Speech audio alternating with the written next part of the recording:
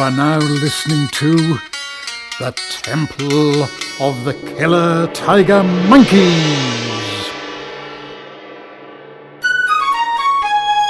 The Temple of the Killer Tiger Monkeys is a John Mitchell story and is brought to you by Cine Downloads. Narrated by Dr. Hugh Pincott. Previously on the Temple of the Killer Tiger Monkeys... I told you not to attack the temple. What the hell are you doing? We need you to hit the march and sabotage it before it begins. Very well. I shall rally my demon army and assault the march. Good. About time too.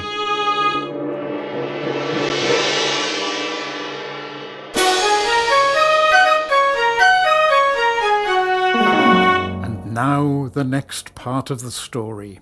Episode 25.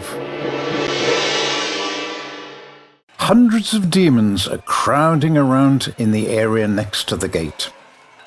There's a palpable sense of excitement in the air.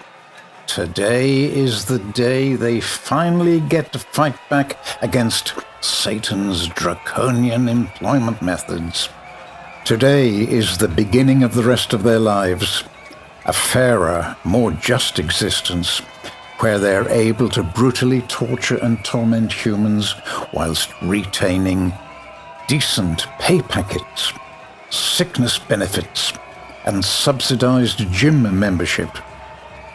The good wizard is present and is busy making sure the leaders of the demons know the route and also understand that none of the demons are allowed to leave the march and go on a horrific killing spree. The demons must behave themselves at all costs today. The demon leaders assure him that all of the demons will obey these rules and there will be no trouble. Satisfied, the good wizard takes an interest in the painting of the banners and the signs being undertaken by the marchers. They are busy painting them with great gusto. Impressed with this enthusiasm, he inspects their work closer and sees that they have painted pictures of giant penises and decapitated heads. He intervenes and tells them to write slogans which make more sense for the purpose of the march, asking for more rights and fair treatment. The demons are disappointed that their creative handiwork has been rejected, but do as the good wizard suggests. He then looks around to take in the view of the marchers getting ready to fight for their rights, and he sees hundreds of them assembling, all happy and excited. He holds back tears of emotion as he realizes the positive effect of his influence is having on the lives of these monsters. Yertafgryn moves through the crowd of buoyant marchers. He wonders at a giant pile of discarded banners painted with penises and chopped off heads on them.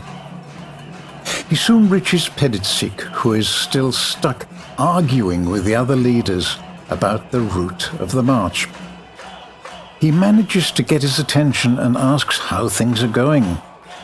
Peditsik is happy for the distraction and tells him that things are going well.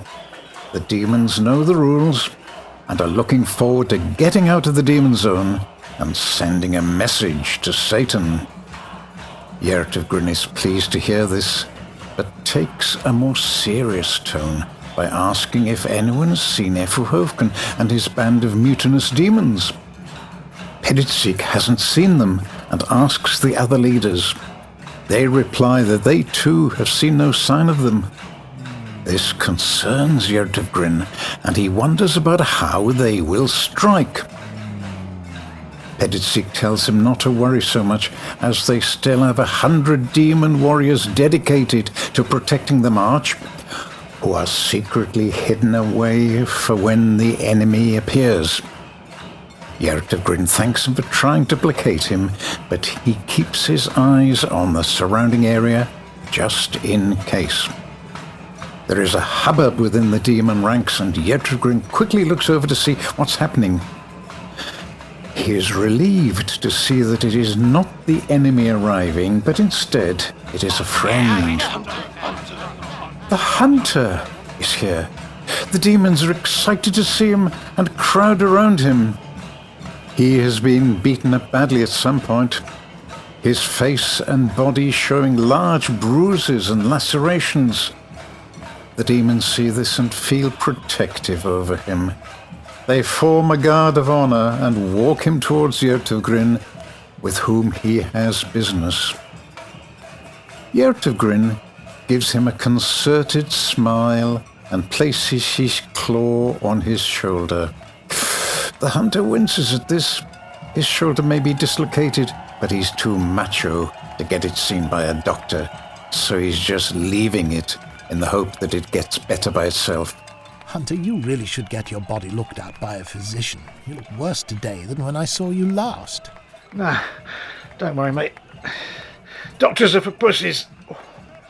A few squirts of deep heat will sort this right out. Now, here are the items you requested. He opens his rucksack and takes out 3 empty bottles of washing machine detergent with satanic symbols drawn on them, and a piece of paper with writing scrawled on it. He hands them over to Yertafgryn, who receives them gratefully. 3 vessels for capturing demons. They're ready to go. Just recite the invocation on the paper when the demons are close, and the magic will do the rest. Are you sure you want to do this? Indeed, it may be the only chance that we have. It must be attempted. Well, okay then. I really hope it works, as I want those evil pricks to pay for what they did to me. Look at my face! It looks like I've been in a car crash. A multiple car crash pile-up. I almost look as grotesque as you. Oh, thank you very much. What a lovely compliment. Yertafgryn shakes the hand of the hunter. Once done, the hunter grabs his rucksack and disappears back into the crowd, the demons chanting his name as he goes. Weuifo is now standing next to Yertafgryn, who looks down and smiles when he sees his friend. He hands over the piece of paper to the little panda, who takes it with a trembling paw. Are you sure that you want to do this? Asked Weuifo. There is so much risk involved. Things may go wrong. Yertafgryn smiles at him. Nothing will go wrong, my old friend. I have you to rely on. Weuifo doesn't quite share this optimism, but gives him a weak smile all the same, and it seems to satisfy him. It's time for the good wizard to give his big speech. He's been rehearsing this speech for some time at home, annoying his wife, who wants peace and quiet while she watches the soaps on the television. Seeing that most of these demons stand taller than 7 foot, he asks for a couple of the big ones to lift him up so that he can be seen by all the rest. Once done, the other demons slowly notice him and stop whatever they're doing to focus their attention on him. Demons, thank you all for a wonderful turnout. It's so encouraging to see so many of you prepared to fight for better employment conditions. We can only do this by having enough of you to make that happen. Strength in numbers. The human establishment has tried very hard to stop this march. They don't want you to succeed. They have tried to block the march, disrupt it, undermine it. 3 union leaders have disappeared. 4 have been paid off by mysterious figures. The police and city council have been placing obstacles in our path at every turn, but we stayed strong to force this march through for you. They want you to stay in the gutter in hell, being abused forever by Satan, but we will not let that happen. The demons cheer. Today is the day that you finally show Satan that you want equality. You want freedom. You want fairness in the workplace. You want your legal rights. Today is the day that we start the fight for your rights. It will be a long, hard journey. It will take many steps and many setbacks, but we will prevail, and it all starts here, right now. When we march out of those gates, there will be no hiding place for those who want to deny you not only your rights, but your very existence. They want the world to think that you do not exist. But when we march out there, the whole world will see that you do exist, and you will not go back to where you came from without getting what you want. The demons cheer. Today is the beginning of the rest of your lives. The demons cheer uproariously, and the good wizard swells up with pride and emotion. The council rep watches all this from the other side of the gate with binoculars. He can see that the demons are getting charged up, and this annoys him. He spits on the floor in disgust, but this doesn't make him feel better. He looks over and sees a council-paid litter picker and calls him over. The litter picker arrives and smiles. Yes, boss. The rep spits on him in disgust. This makes him feel a bit better now. He looks at his watch. There's not too long now before he's ordered to open the gates and allow the march to proceed. The police are in a large group being briefed about the march, and beyond the immediate area he can see the general public massing in large numbers with placards and banners. Police and stewards are lining the proposed route of the march, and the media people are milling around waiting for it to happen. He allows himself a small smirk as he thinks of how these people are going to be so disappointed when the march doesn't happen.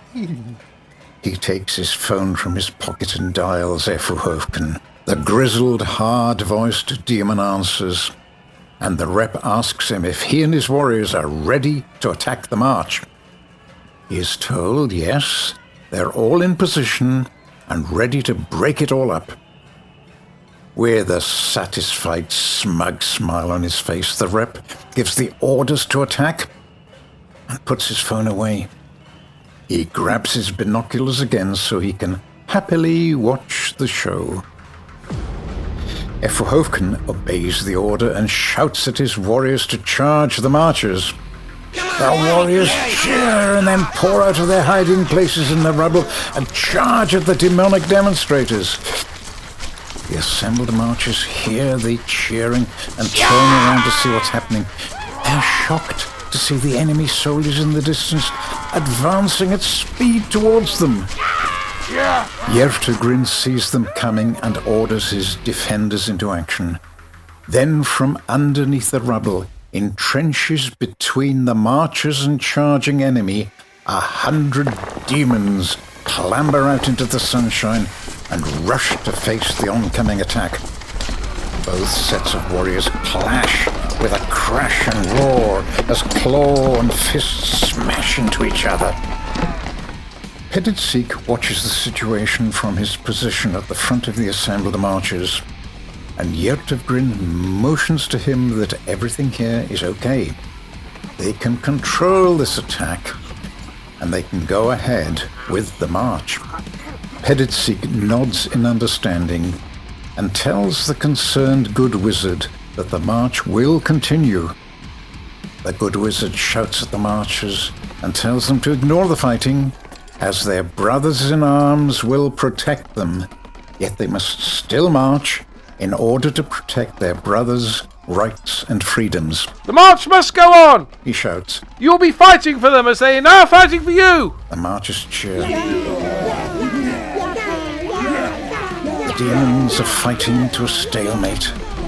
Hulking great behemoths punching and smashing each other, ripping each other to bits with fangs and claws.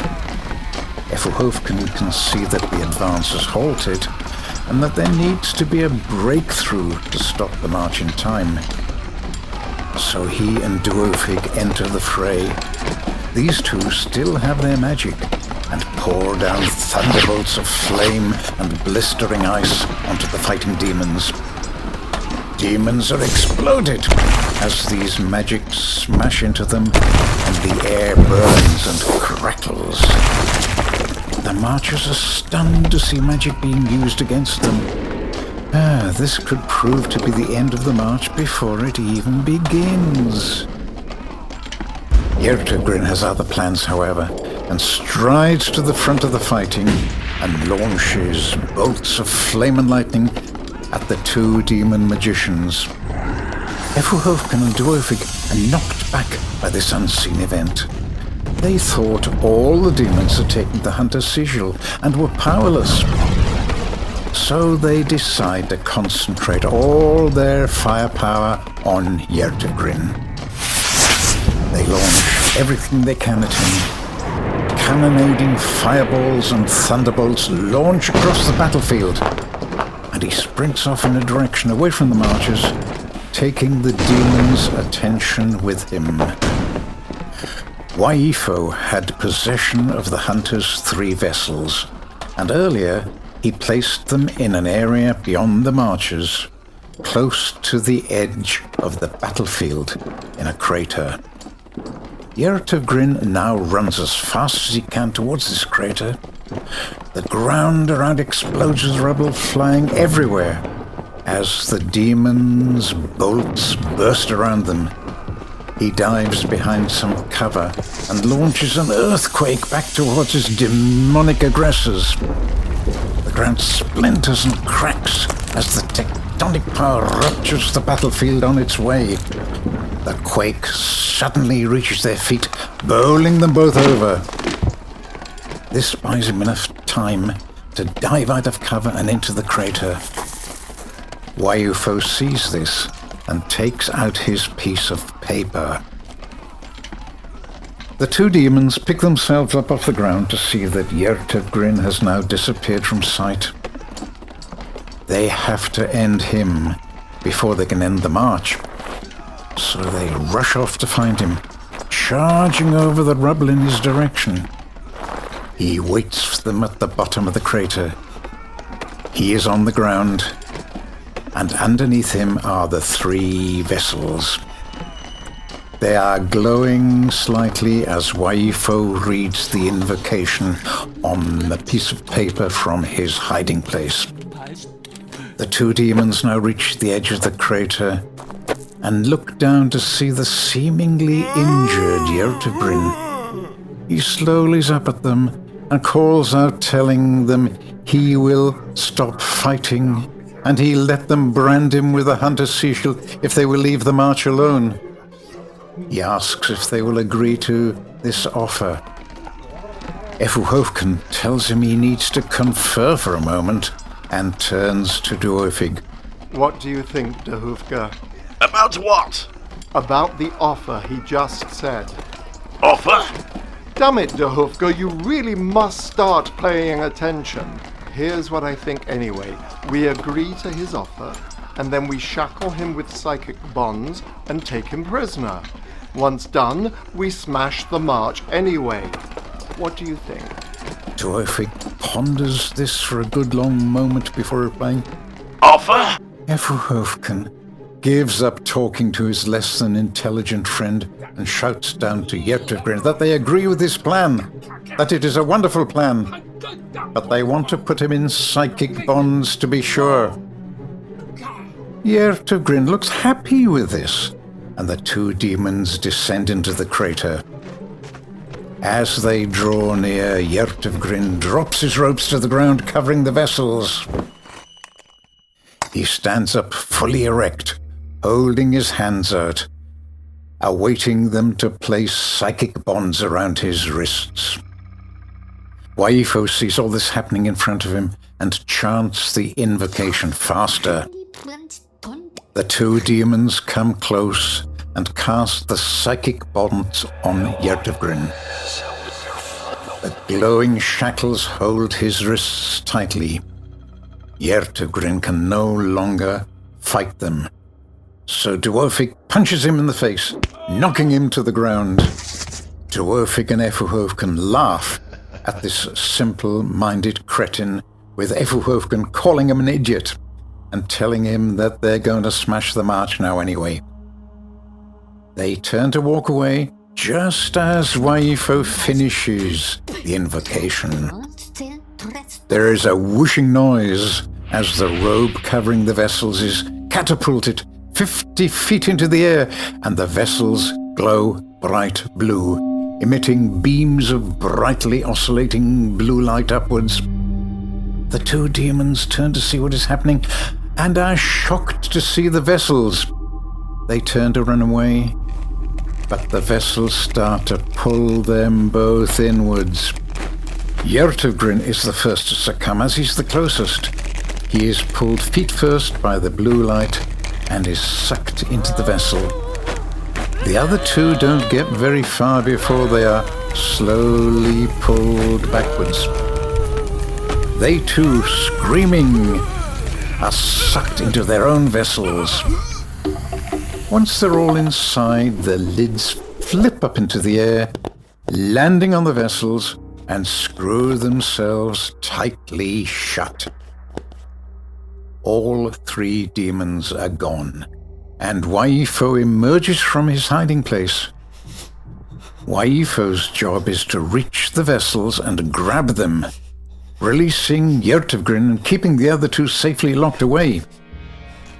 He scrambles out of his hiding place. The fighting demons from both sides had stopped moments ago to watch the events by the crater and see the eruption of blue light. Efuhofcn's troops had pulled away from the fight and were now charging towards the crater to help their leaders. The remaining defenders took this opportunity to pull back to hold their positions again. They and all of the demon marchers look over to see what has happened in the distance. The good wizard looks at his watch. It's almost time to start the march. The council rep is under orders to open the gate at the right time. The rep is also looking anxiously at his watch and trying to see into the distance with his binoculars to see what has happened. Weuifo is very small and his little panda legs struggle to clear a way over the rubble quickly as he climbs towards the vessels. But he isn't fast enough, and the larger demons that are loyal to Efuhofcn sprint over to the crater, reaching it before him. They grab the vessels, knowing that two of them contain their leaders, but the other contains an enemy with magic who can destroy them. They don't know which is which, and cannot risk opening them in case they get the wrong one. So they take all three, and abandoning the battlefield, they walk off towards their lair, further into the demon zone. Weuifo reaches them and tries to stop them, but they're unaware that he knows which vessels contain their leaders, so they punch him to the ground and stamp him into the rubble before leaving.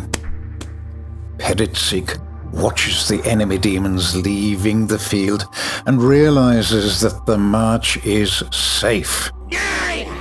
The demon marchers start to cheer their victory, and soon they're all dancing and laughing. Peditsig doesn't join in with them. He is concerned for Yertafgryn and Weuifo. He can't see them. He wants to find out what's happened to them. But before he can do anything, the good wizard tells him that it's time for the march to begin. The rep also looks at his watch. He sees his demon allies walking away, and he hears the cheers of the marchers. Knowing that the day is lost, he reluctantly tells the police guards to open their gates. The demon marchers cheer as the gates slowly swing open. Peditsig takes his place at the front of the march alongside the good wizard. He gives one last glance back towards the crater in the distance, and a tear appears in his many eyes. Then he gives the command for the march to start. The march goes ahead. The good wizard leads from the front with Peditsig and the other rebel leaders. Tens of thousands of people line the streets to watch. Helicopters fly overhead.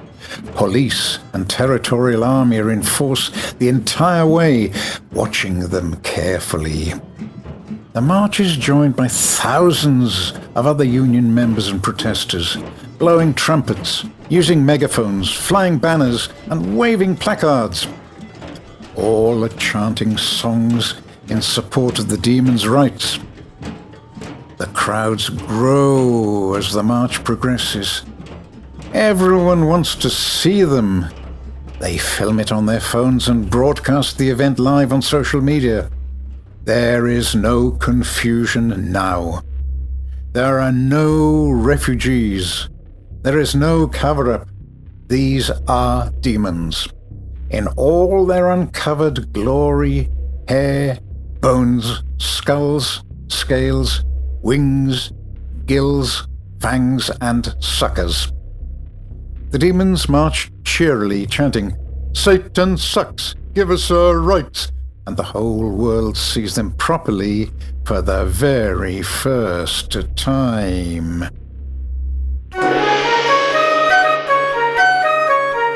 This episode was brought to you by Cine Downloads, narrated by Dr. Hugh Pincott. Today's episode featured Doug Bradley as Yertafgryn the Demon, John Altman as the Hunter, Nicholas Vince as Efuhofcn the Demon, Simon Bamford as weuifo the Demon. Other voices provided by John Lee as the Good Wizard, Louis Thompson as dhoiufg the Demon. Written, produced, edited and directed by John Mitchell. Co-produced by Chris Ball Hero. Sound recorded by Louis Thompson, Chris Ball Hero. Sound engineer Andrew Doc Collins. Theme tune by Jed Gray. Thank you for listening, and watch out for the next episode of the Temple of the Killer Tiger Monkeys.